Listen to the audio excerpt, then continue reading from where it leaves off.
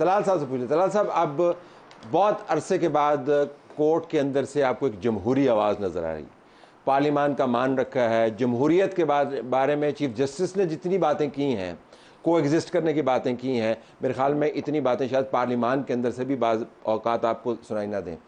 Establishment जो है वो न्यूट्रल है, नवाज शरीफ साहब वापस आ रहे हैं, तो ये तो बड़ा मुवाफिक माहौल लगता है। अब बड़ी जिम्मेदारी है सियासतदानों पर कि उन्होंने अपना मामला सीधा रखना है। अब आप ना जुडिशरी के साथ सींग लड़ाने की बात कर सकते हैं, ना इस्टेब्लिशमेंट के ऊपर इल्ज़ाम धर सकते हैं।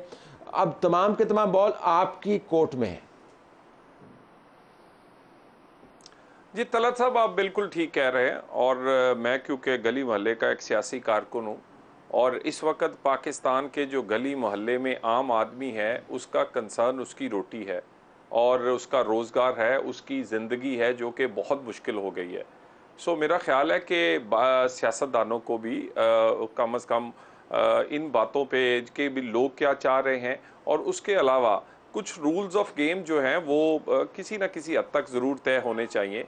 बाकी जो आज अदालत ने किया है, अदालत मैं समझता हूँ बहुत देर बाद साकब निसार की एक जो साए हैं वो ख़त्म हुए हैं। अदालत का अपना वकार बहाल हुआ है, अदलिया का वकार तो बहाल हुआ है कि वन मैन शो ख़त्म हुआ है, उस वहाँ से आमरीत ख़त्म हुई है।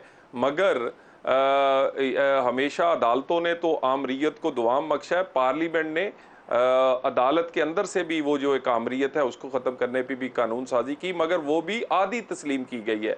यानी जो कानून अच्छा लगा है उसको एक्सेप्ट कर लिया है, और जो अच्छा नहीं लगा, जो वो आपने कहा कि नहीं अच्छा, मेरा ख्याल है कि पार्लियामेंट का तमाम पूरे का पूरा जो कानून है उसको तस्लीम करना चाहिए। और अगर कोई ऐसा मामला था तो इसको अगली पार्लियामेंट पे छोड़ा जा सकता था।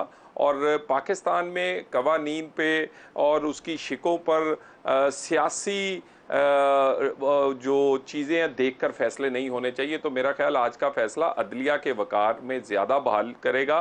पार्लियामेंट को भी चले शुक्र है कि कुछ ना कुछ उसको आपने अहमियत दी है, लेकिन उसको 50-50 बहुत सारे कुछ उसको मुस्तरद भी किया है, हालांकि सारे का सारा एक्सेप्ट होना चाहिए था। आपको मतलब ना तमाम खुशी की हालत में है अभी भी। आपको इस फैसले के अंदर से भी आपने नुक्ता वैसे अच्छा निकाला है कि एक शिक जो आपने स्ट्राइक डाउन कर दी वो भी तो पार्लियामेंट नहीं बनाई थी ना। तो let me go to Qayyum sahab on this. तो Qayyum sahab, this is a very important point.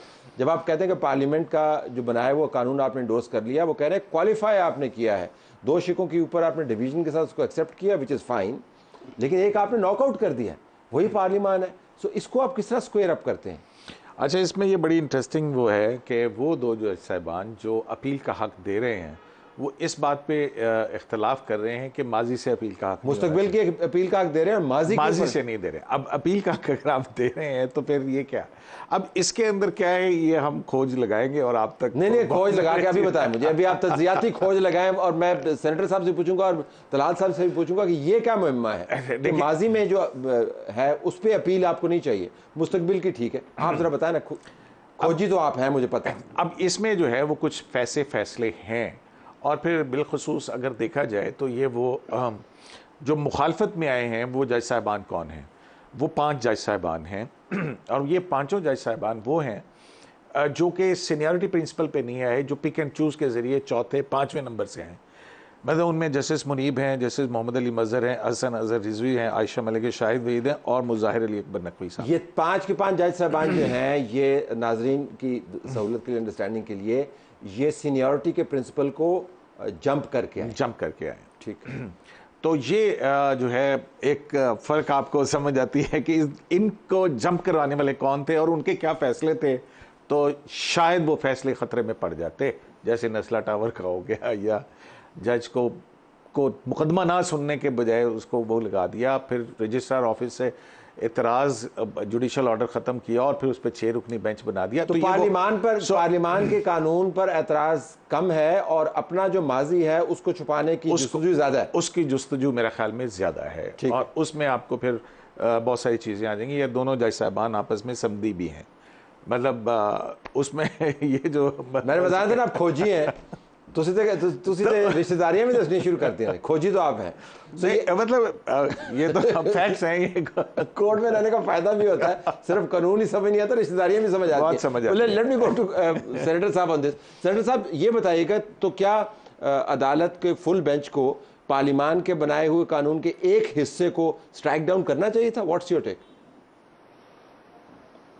देखिए, इसमें मुझे मैं खुद जो है एक चीज़ को डाइजेस्ट नहीं कर पा रहा। एक चीज़ फ़र्ज़ करिए कि अगर गलत है या उसको आप मेंटेन करते हैं, कहते हैं कि सस्टेन करते हैं, तो आइंदा के लिए तो कर रहे हैं, मगर अगर गलती कोई माजी में हो चुकी है तो उसको अगर ठीक कर लिया जाए तो इसमें कोई हर्ज है।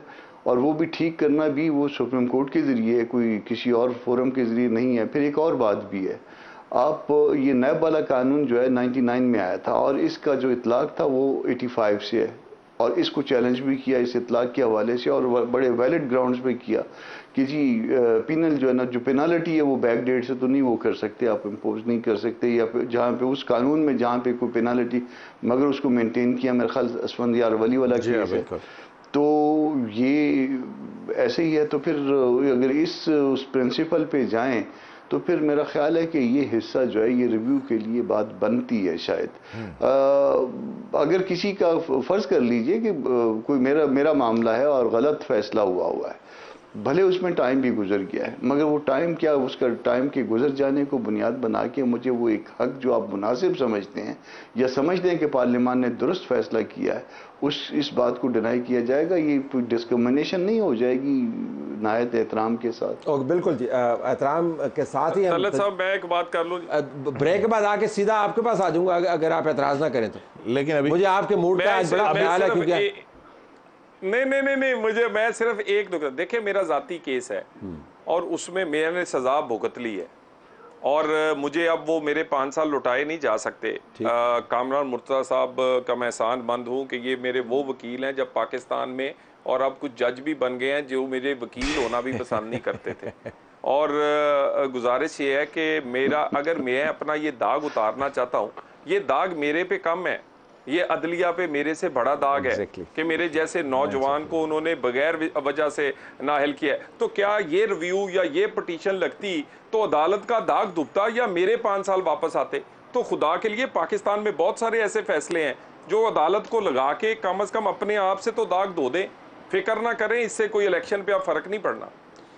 इलेक्शन पे फ़र्क नहीं पड़ना, लेकिन ब्रेक के बाद ज़रा डिस्कस करेंगे कि ये जो माजी में आपने कार्रवाइयाँ की होती हैं उनको आप आइनी तहफ़्फ़ुज़ जब देने लग जाते हैं तो वो उससे भी बड़ी भयानक कार्रवाई लगती है। क्या ये स्ट्राइक डाउन होना रिव्यू के अंदर जाके इसको रिस्टोर किया जा सकता है? पार्लियामेंट ने अगर कानून बनाया है तो ये नहीं हो सकता कि आप कहें जी कि 70% ठीक है, जो बाकी 30% है उसमें से 20% निस्बतन ठीक है और 10% हमें काबिल कबूल नहीं है, क्योंकि हमारे जो बुज़ुर्ग थे जो हमें लेके आए थे उनकी बड़ी सुबकी होती है। ब्रेक के बाद इस पर बात करेंगे। प्रोग्राम में खुशामदीद नाज़रीन। कोर्ट का बड़ा फ़ैसला, सियासतदानों के साथ बहुत ज़्यादतियाँ हुई हैं, अदालती निज़ाम को इस्तेमाल किया गया है जबर के लिए, डिस्क्वालीफाई करने के लिए, दीवार से लगाने के लिए, जिला वतन करने के लिए और सर्टिफिकेट इशू करने के लिए। ज़रा मैं दोबारा तलाल साहब आपके पास आना चाहूँगा, ज़रा वजाहत कर दें। एक तो आपने अपने केस की मिसाल दी, लेकिन उसमें इशू ये है कि जब वो केस खुलता अगर, तो फिर पता चलता ना कि किसने आपको किस बुनियाद पर डिस्क्वालीफाई करवाया। तो सिर्फ जज तो नहीं थे, उसके पीछे आपको पता है उस वक्त के जो तुरम खान थे वो लोग मौजूद थे, फिर इस्टेब्लिशमेंट के लोगों के नाम भी आएंगे, तो ये तो फिर लड़ाई बढ़ जाएगी ना। तो अच्छा है फिर उन्होंने कहा जी कि माजी के किस्से जो है वो दबे रहने थे कि नहीं।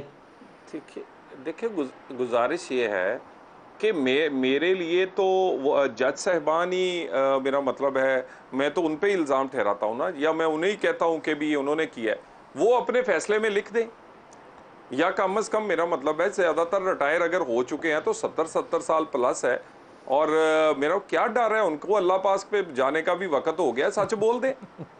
अल्लाह मियाँ से पास जाने से पहले इस पाकिस्तान के लोगों को बता दें कि ये जो नाहलियाँ हमने की थी, ये जो फैसले किए थे, ये जो लोगों को पाबंद सलासल किया था, और जो हम कठपुतलियाँ बनते किन से बनते रहे, मेरा मतलब भाई अब इससे, और अभी भी वो 15-15 लाख रुपया की वो पेंशन ले रहे हैं और फौत होने के बाद उनके घर वालों को भी मिलनी है। तो पाकिस्तान के लोगों पे इतना एहसान कर जाए, बता दें कि ये फैसले उन्होंने किसके कहने पे किए हैं। क्योंकि मैं अगर कहूंगा तो लोग कहेंगे कि पता नहीं इसमें कोई नैरेटिव बना रहे हैं या सियासी फायदा लेना चाह रहे हैं। तो जिन्होंने किए हैं वो बताएं, हम तो उनके पास अपना दोबारा केस रखना चाहते थे।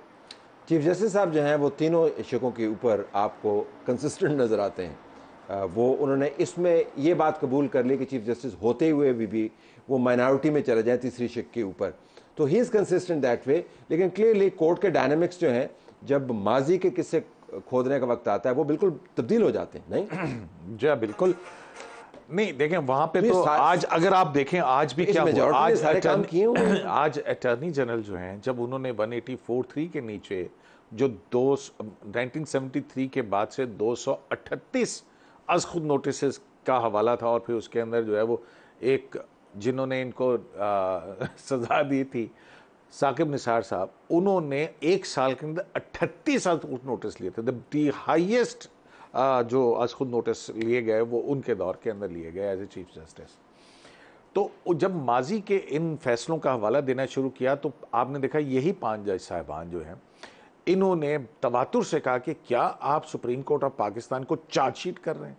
और फिर उसके बाद फिर चीफ जस्टिस ऑफ पाकिस्तान का आया था कि हम आईना देख के माजी के अंदर हम क्यों, जब आप हमें आईना दिखाते हैं तो हम क्यों फिर उसके ऊपर हम इस तरह से। लेकिन वाज़ेह अंदाज से चीफ जस्टिस साहब का ये बयानिया जो है ये मेजॉरिटी का बयानिया अब नहीं लगता आपको कोर्ट के अंदर। तो इस मामले पर नहीं देखें, माजी को खरीदने के हवाले से आपको अभी देखिए, अभी जो है ना इसमें ये एक बड़ी एक इस जो जजमेंट ऑर्डर है आज का, इसमें एक बड़ी एक अभी पुरसरारियत है एक हद तक।